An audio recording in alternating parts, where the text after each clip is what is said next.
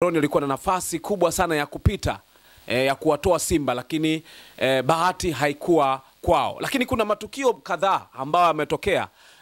Mchezo wa ligi ya mabingwa barani Afrika, Simba wakiwa wenyeji katika dimba la Mkapa, mchezo ambao haukuwa na mashabiki wakicheza na Gaborone FC ya pale Botswana. Simba wamesonga mbele kwa goli la ugenini, na ikiwa ni bahati ya kwamba mpaka dakika 90 za mchezo Simba moja na Gaborone moja, magoli yote hayo yakiwa ni kwa njia ya mikwaju ya penalty.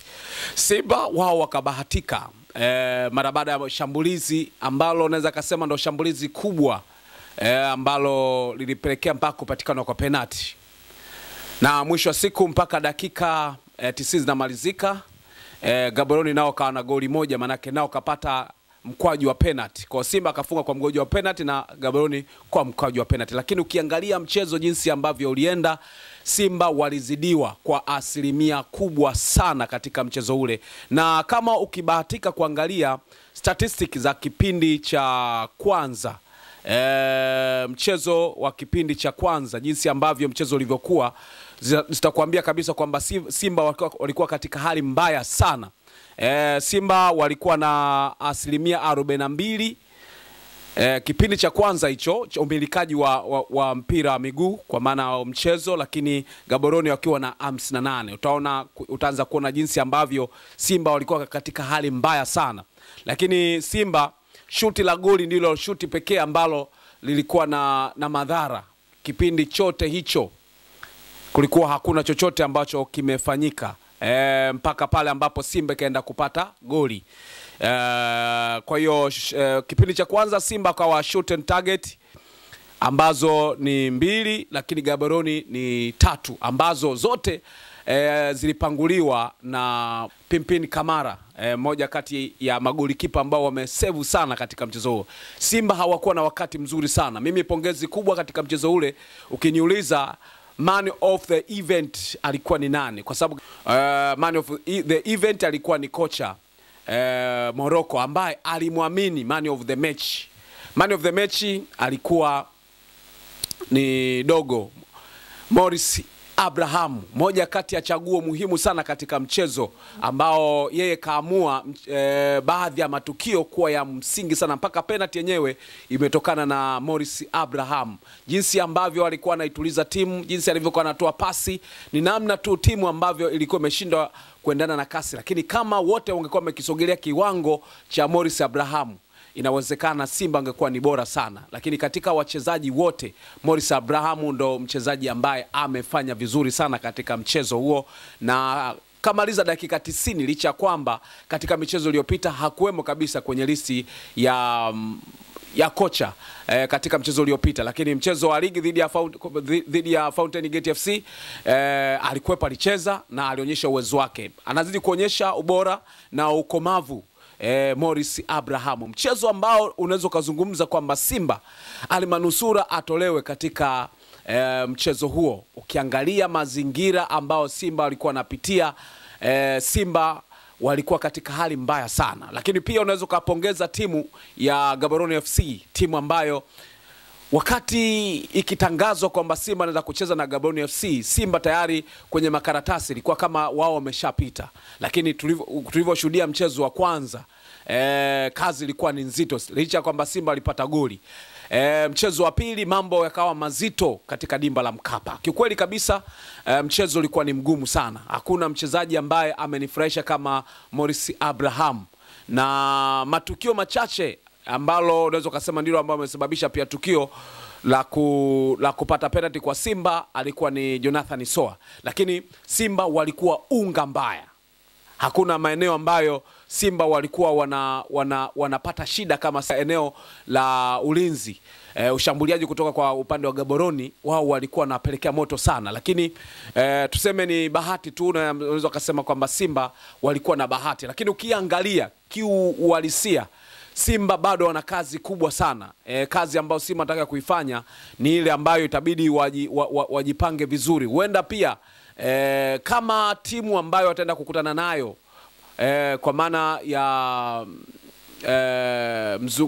kwa maana raundi ya pili, inawezekana kama itakuwa ni nzuri, basi Simba wana nafasi kubwa ya kutolewa, na kama hawajatolewa hapo, bado hajajipanga vizuri, wakiingia hatua ya makundi kwenda kwenye hatua ya robo finali, kwa Simba hii ambayo naiona ina kazi kubwa sana. Kiukweli Simba inahitaji kuboreshwa na kuimarishwa zaidi. Hapa tuzungumzie usajili, tunazungumzia uboreshwaji wa kikosi, muunganiko wa wachezaji na vitu vingine kama hivyo. Kuna mapungufu mengi sana katika kikosi cha Simba ambacho kinatakiwa kuangaliwa. Mipira inapotea sana. Mtu pekee ambaye anawezekana alikuwa na touch nzuri katika kipindi chote alikuwa ni Morris Abraham, ambaye karibia mchezo mzima yeye ndo kaonekana kwamba alikuwa yuko active zaidi na alikuwa na uhatari zaidi, hata akiwa na mpira kuelekea katika eneo la hatari ndio ambaye alikuwa anaogofya sana. Kwa hiyo kiukweli kabisa mchezo ulikuwa ni mgumu sana kwa Simba. Wana Simba mara baada ya mchezo kumalizika pale Coco Beach ambapo walikuwa wanaangalia kwa pamoja, inaonekana jinsi ambavyo walikuwa wamefurahi zaidi kupita. Manake inawezekana kuna mtu amedondoka kwa pressure kutokana na hali ambavyo Simba walikuwa wanapitia, kutokana na mazingira ya hali ya mchezo jinsi ilivyokuwa.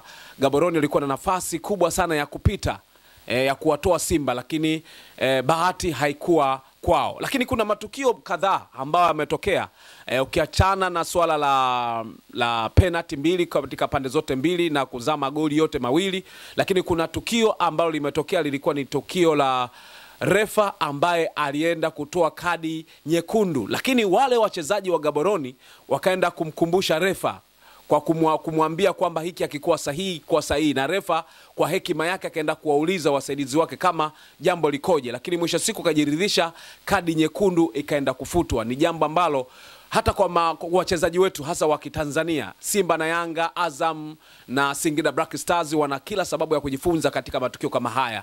Kuna wakati inatakiwa upambanie, madam kama uvunji sheria, force kwa kumuomba mwamuzi kama kuna VAR, kama kuna tukio lingine akajihakikishie.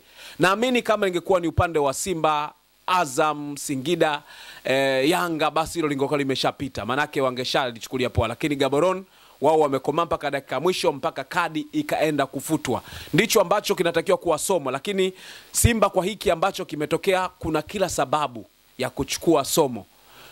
Kocha ambaye ataenda kuipokea Simba kutoka kwa Morocco, Ahmed Morocco, ni kwamba ana kazi ya kwenda kufanya kuhakikisha kwamba timu anaenda kuiunganisha, anapata first 11 ambayo inaweza kufahamiana vizuri na kujuana mikimbio na utayari wa mapambano. Lakini kama Gaborone ungekuwa na bahati kipindi cha kwanza tu, pengine Simba sasa hivi wangekuwa wameshatolewa kwenye mashindano. Lakini so far so good. Mungu alikuwa upande wa Watanzania, manake ili swala lilikuwa sio la Simba tena, lilikuwa ni la Watanzania. Kwa hiyo tuwapongeze sana wana Simba kwa kuvuka, wana Yanga kwa kuvuka, Singida kwa kuvuka, Azam alikadhalika. Nategemea sasa kila mmoja pambane ile timu zote sasa zingie hatua ya makundi. Itakuwa ni furaha sana kwa timu za Tanzania kuingia katika hatua za makundi. Lakini kwa upande wa Simba, mshukuru sana Mungu kwa kile ambacho kimetokea, kwa sababu kama ni ubora uwanjani, Gaborone ndio walikuwa bora zaidi ya Simba. Kama ni ufundi, kama ni mashambulizi, uhatari, Gaborone walikosa bahati tu. Na Simba unawezekana ukasema kuna baadhi ya matukio ambayo waliyakosa, mfano la Chazaua alikosa nafasi ambayo pengine angefunga. Kuna nafasi ambayo alipata Kibu Dennis ikamgonga mchezaji, pengine ingekuwa nafasi. Lakini overall unaweza kusema kwamba Simba hawakuwa na siku nzuri, ila walikuwa na siku yenye bahati ya kubakia kwenye mashindano. Pengine tungekuwa nazungumza mengine sasa hivi, Simba wakatupwa nje ya mashindano. Lakini bahati nzuri Simba wameenda kushikilia bomba mpaka dakika ya mwisho. Kwa hiyo ndo hayo, kama ukufuatilia mchezo, dakika 90 zimemalizika, kukaongezwa dakika 9 ambazo Simba itabidi washikilie bomba kweli, na mwisho wa siku dakika 90 zikamalizika, kila mwana Simba akafurahi kwa furaha kwamba wameenda hatua nyingine. Pengine hatua hii ya awali Simba angekuwa ametolewa. Mimi naitwa Lugano Israel, asante sana kwa ambao wamefuatilia Like Media. Mpaka wakati mwingine, chao.